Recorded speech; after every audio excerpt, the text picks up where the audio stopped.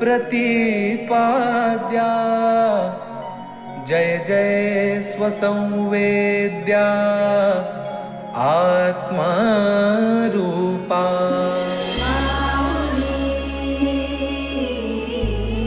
हे मोहिनी राजा, मी आता तुम्हाला सोडून नाही जायचो बघा कुठं। ज्ञानेश्वरांनी सांगितलेलं गीतेतून मला थोडं थोडं उमगलंय। आता मी तुझ्यापासून दूर जाणार नाही आणि तूही मला अंतर देऊ नकोस बघ।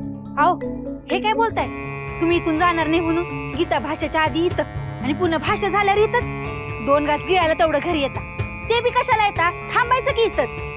अगं काय झालं, असं का बोलतेस? अगं ज्ञानेश्वरांनीच नाही का सांगितलं, अर्जुन बी देवाचा विरह होईल म्हणून निराश झाला होता बघ। हत्यार उचलायला बी त्यांनी नकार दिला होता। आता देवाचा विरह मला नाही सहन व्हायचं। अहो, तुम्ही हत्यार नका उचलू, पर किमान हा देह उचला आणि घरला चला। अहो, ज्ञानेश्वरांनी कोणत्या अर्थानं सांगितलंय हे तरी विचार कराल की नाही? नुसतं आपलं देव देव देव देव, मोहिनी राजा मोहिनी राजा, अशानं देवाला बी कटाळेल तुमचा। अगं ए, असं नका बोलूस, देवाला आपल्या भक्ताचा कटाळ येतो का?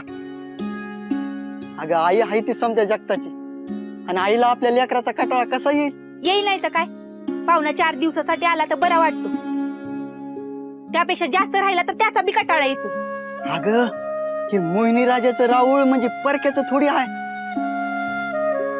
ते समजाचं माहेर आहे, आणि माहेरात आलेल्या लेकराचा कोणाला कटाळ येईल का? मी मोहिनी राजाला सोडून नाही यायचो बघ। अगं बाई, आता कसं समजावू यांना?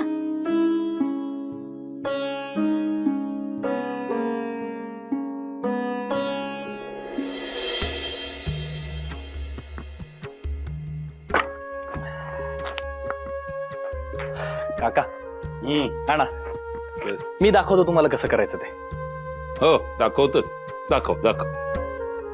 दादा, काकांचं आयुष्य गेलं ही कामं करण्यात, आणि आता तू त्यांना शिकवणार?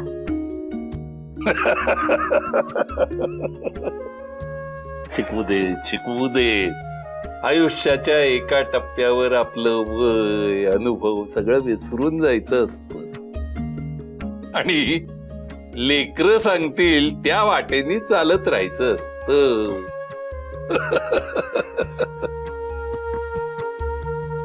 अशानेच लोक डोईवर बसतात। हो ना,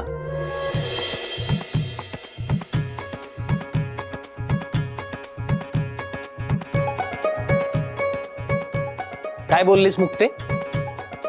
मी डोईवर बसलोय? मी कुठे असं म्हणाले? नाही बोललीस? नाही नाही बोललीस मुक्ते? दादा, नाही दादा, मुक्ते थांब, नाही, नाही, कुठं आहेत ते ज्ञानेश्वर? मला भेटायचंय त्यांना आताच्या आत्ता।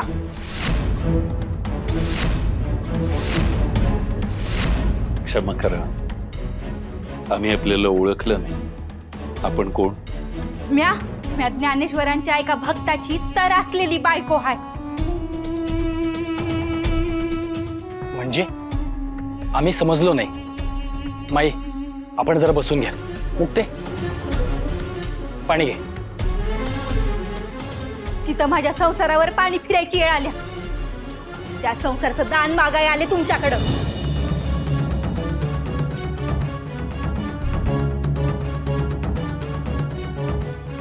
काय झालं माई? क्षमा करा, तुमच्यामुळे लहान तोंडी मोठा घास घेते, पण काडी काडी जमा करून या उभ्या केलेल्या घरचा नरक झालाय, म्हणून आले तुमच्याकडं। काय झालंय? जे काही असेल ते निसंकोचपणे सांगा। आमचे हे तुमचं गीता भाष्य ऐकायला आले होते। तुम्ही म्हणालात की परमेश्वरापासून लांब जाणं म्हणजे पातक आहे, तेव्हापासून घरला आलेले नाही। दिसरात त्या मोहिनी राजाच्या मोहरा बसलेले असतात, आधीच डोक्यावर लहरून हाय, त्या शेतीचं पीक बी जळलंय। अहो, आम्ही हातावर पोट असलेली माणसं, काम नाही केलं तर चूल पेटत नाही आमच्या घरची। माझ्या मेलीचं जाऊ दे, पोरं बाळांची पोटं कशी भरायची आता तुम्हीच सांग। कर्म करत राहणं म्हणजेच परमेश्वराची पूजा असं तुम्हीच म्हणता ना, पण ह्यासनी कोण समजावणार? ह्यांनी तर एकच वाक्य मनात धरून ठेवलं, परमेश्वरापासून लांब जाऊ नका, या एका वाक्यानं होळी होईल हो माझ्या संसाराची.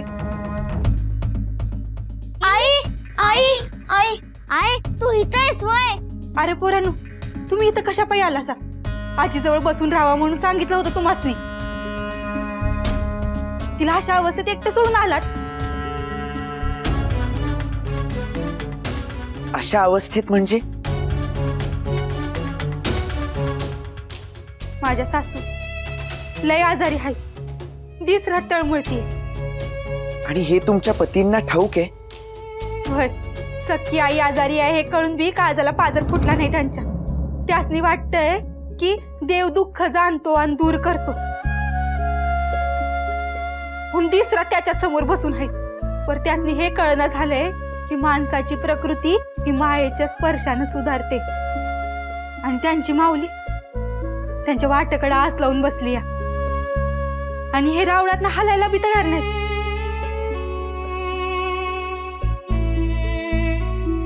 बाळांनो, अरे तुम्ही काय इथे आलात? जा आजी जवळ बसा. आजीला लय त्रास होतो काय, लय खोकला आलाय. तिला तिचा काढा बनवून द्यायचा होता, पण चुलीत घालायला गृही सरपण नाही असंच ना? वय, आणि म्हणूनच सरपण आणाया आम्ही घराच्या बाहेर पडलो होतो.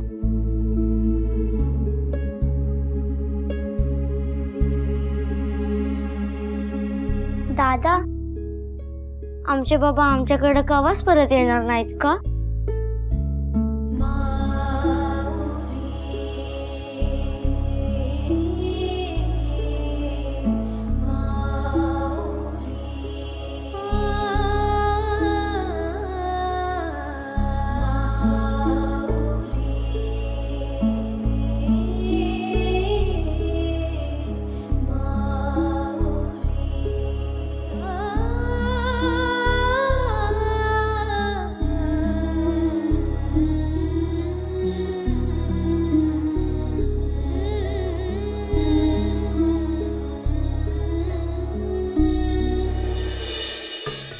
आम्हाला चांगलाच ठाव आहे. होय होय मालक. नाक दाबलं की तोंड उघडतं, यो जगाचा नियमच आहे. जिमिनी कशा मिळवायच्या आणि त्या कसून कशा घ्यायच्या हे आमच्या रक्तातच आहे. म्हणून तर तुम्हाला सांगायला आलोय ना. नाही म्हणजे माझा काय तुमच्या जमिनीवर डोळा बिळा नाही, पण तुम्ही तुमच्या वाडवडिलांनी कष्टानं कमावलेल्या जमिनीचे जर कुणी अशी नासधूस करीत असेल, हे काय माझ्याने बघवलं जात नाही बघा. नाही म्हणजे ते हानम्यासारखं जर उद्या समद गाव असं वागायला लागलं तर तुमच्या जमिनी कोण कसणार? बसू दे बसू दे. त्या हानम्याला त्या मोहिनीराजाच्या रावळ्यात कपाळ बडवीत. त्या हानम्याची अशी गत करा ना म्या की तो मोहिनीराजा बी त्याला वाचू शकणार नाही. म्हणजे तुम्ही नक्की काय करणार आहे? कळल, येळ आली की समद कळल.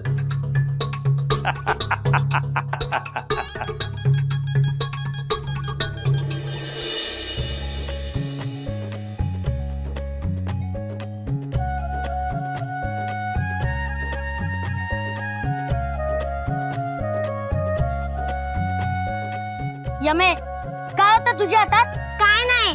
नाही, मी बघितलं. सांग की ग. अरे काय नाही. तैसी भ्रमर भेदी फोडे, तैसे काष्ट कोरडे, परी कमळे के माझी गोवळी. आव तसं नाही ते. जैसा भ्रमर भेडी कोडे, भले तैसे काष्ट कोरडे, परी कळे के माझी सांपडे कोवळीये. असं आहे.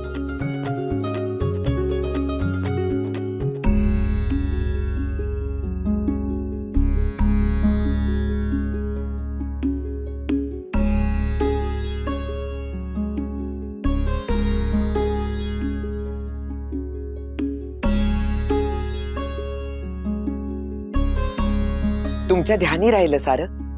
नाही, समज नाही, पण आम्ही आणि आमच्या सवंगड्यांनी ठरवलं आहे की तुम्ही सांगितलेल्या 3-3 ओव्या ध्यानात ठेवायच्या आणि सांच्याला एकमेकांना शिकवायच्या. ही लेकरं लई हुशार आहेत, असं चटकन लक्षात ठेवतात. माझ्या तर काही टकुऱ्यातच राहत नाही. आणि मग नंतर मला शिकवितात.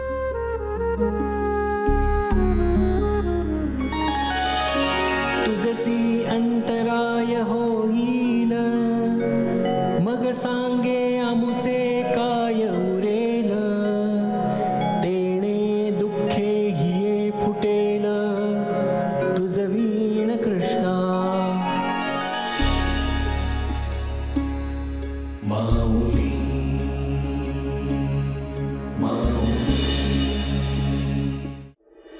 अर्जुन विचारतो आहे, भगवंता तूच जर असा माझ्यापासून दूर गेलास तर माझं असं काय उरेल? बघ, मी बी हेच म्हणतोय. देवात आणि माझ्यात अंतर पडलं तर काय उरल बरं? भगवंत आपल्या अंतरी वसला असल्याने आपण कितीही ठरवलं तरी तो आपल्याला कधीही अंतर देणार नाही आणि देवाला अंतर द्यायचं नाही. याचा अर्थ घटिका न घटिका त्याच्या मूर्तीसमोर बसून राहायचं असं होत नाही. तर आपलं जे काम असतं ते मनापासून करत राहणं हे देवाला अधिक प्रिय असतं. कृष्ण देखील अर्जुनाला त्याच्या कर्तव्यासाठीच तर आग्रह धरतोय नाही का? देवाच्या मूर्तीसमोर केवळ बसून राहणं हे देवालाही मुळीच प्रिय नाही. रोज दर्शन नक्की घ्यावं, पण स्वतःचं कर्म कधीही सोडू नये. मी तुमच्या ओव्यांचा वेगळा अर्थ काढत होतो, मला क्षमा करा. तुम्ही आम्हा सर्वांसाठी कृष्ण झालात बघा. तुम्ही आम्हाला मार्ग दाखवलात बघा. तुमच्या या गीता भाषानं या लहानग्यांना बी ज्ञान मिळतंय. आता या लेकरांच्या भविष्याची चिंता आम्हाला नाही.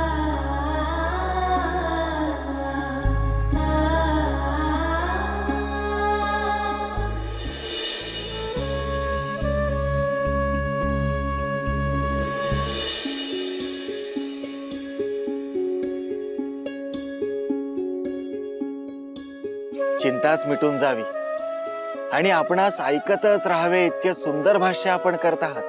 आपले अमृत बोल ऐकण्यासाठी आमच्या इतकाच किंबहुना आमच्याहून अधिक आतुर असेल तो असं म्हणत. मी आता बोलण्यात वेळ दवडत नाही, आपण निरूपणास आरंभ करावा.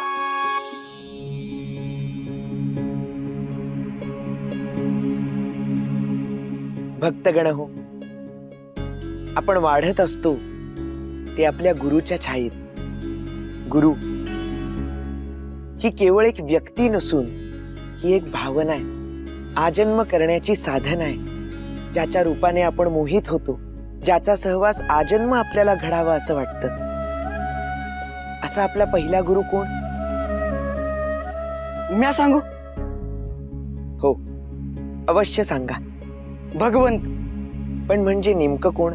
अहो भगवंत म्हणजे तुम्ही निरूपणात सांगता ना व त्यो भगवंत.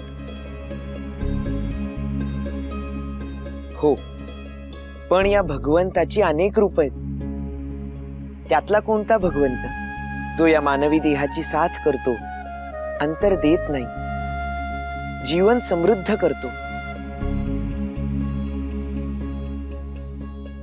मोहिनी राजा. आणि आणि आणि कोण असणार? अहो त्याच्या रूपाकडे पाहिलं मन माणसाचं प्रसन्न होतंय. तो कधी आपली साथ सोडत नाही, अंतर देत नाही, अहो जीवन समृद्ध करतो या. आणि ते मोहिनी राजाशिवाय कोण असणार बरं?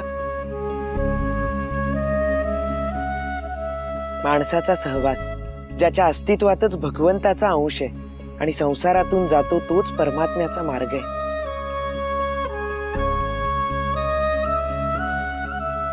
पण दादा, माणूस संसारात रमला तर भगवंत त्याच्यापासून दूर जाईल ना? नाही म्हणजे भक्ताला तो अंतर देईल ना?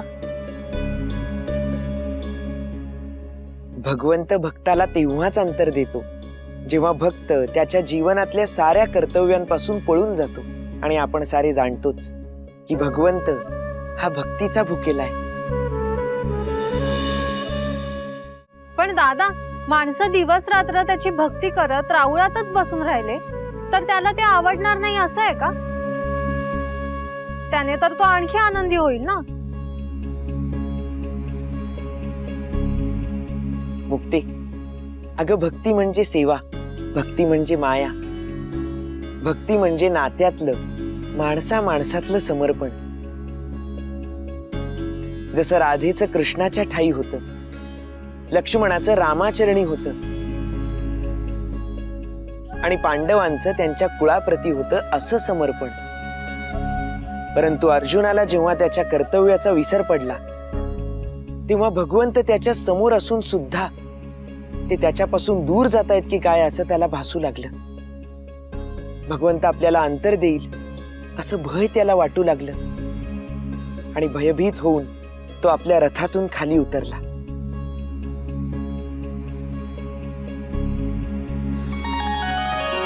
मग अत्यंत उद्वेगला न धरत गहीवरू आला तेथ उडी घातली खाला रथउनिया तैसा तो धनुर्धरू अत्यंत दुःखे जर्जरू तिसे जेथ रहंवरू त्याजिला तेणे मग धनुष्य बाण सांडिले न धरत अश्रुपात आले ऐसे ऐक राया वर्तले संजयो म्हणे.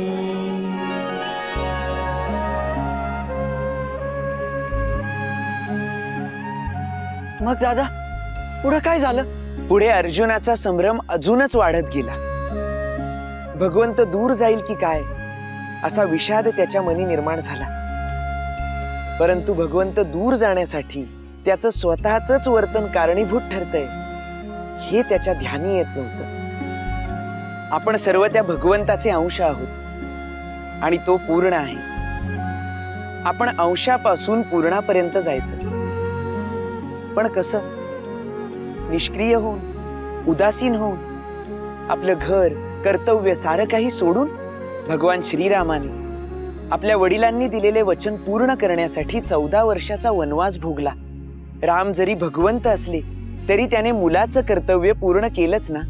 रामाने वनवासात आपल्या पत्नी सवे प्रपंच थाटला. एक वेळ कंदमुळं खाऊन संसार देखील केला. म्हणजेच काय तर जरी वनवास असला तरी प्रपंच सोडावा ही भगवंताची रीत नाही. भगवंताला आवडतं ते केवळ कर्म. जो भक्त त्याच्या भक्तीबरोबर आपली कर्तव्य सुद्धा पार पाडतो तोच त्या देवाला प्रिय होतो. हनुमंत हा सर्वश्रेष्ठ भक्त का आहे? कारण तो रामाच्या चरणांशी केवळ बसला नाही तर त्याने रामासाठी गदा देखील उचलली. स्वतः कर्तव्य पूर्ण करणं, केवळ पूर्ण करणं नव्हे तर ते योग्य प्रकारे संपन्न करणं हेच त्या भगवंताला प्रिय आहे. काय हनुमंत काका, बरोबर आहे ना? सर्वाभूती ईश्वर आहे असं आपणच म्हणतो. मग आपली आई, पत्नी ही देवीचीच रूप नाहीत का? घरी बाळ जन्माला आलं की बाळकृष्ण जन्माला आला, लक्ष्मी घरी आली असं आपण म्हणतो ना. मग त्या निरागस देवांचं संगोपन आपणच करायचं असतं. पत्नी सीतेसारखी कर्तव्य दक्ष आहे, मग आपणही प्रभू रामचंद्रांसारखं आदर्श पती व्हायला हवं ना.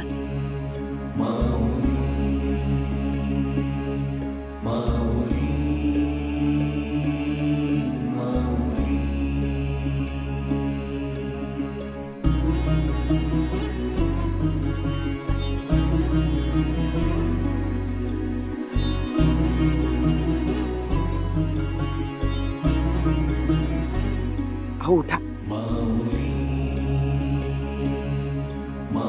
नमस्कार करावा तो त्या भगवंताला.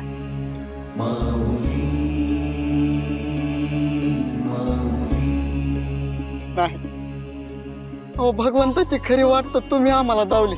मंदिरात येताना आधी पायरीच्या पाय पडतात आणि आमच्यासारख्या भरकटलेल्या लोकांसाठी तुम्ही ती पायरी आहेत जी आम्हाला देवापर्यंत पोहोचवेल.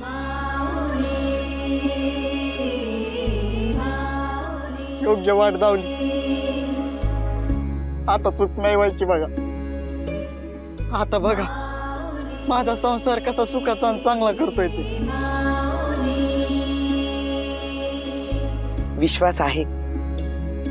भगवंत जेव्हा एखाद्या भक्ताला मार्ग दाखवतो तेव्हा तो कोणाला तरी माध्यम करतो. मी केवळ ते माध्यम आहे, दुसरं काही नाही. ज्ञानेश्वर, तुम्ही समजे आमच्याकडे जेवायला याल. पाडवा येतो या, त्या दिवशी आलात तर आमचं घर पावन होईन बघा.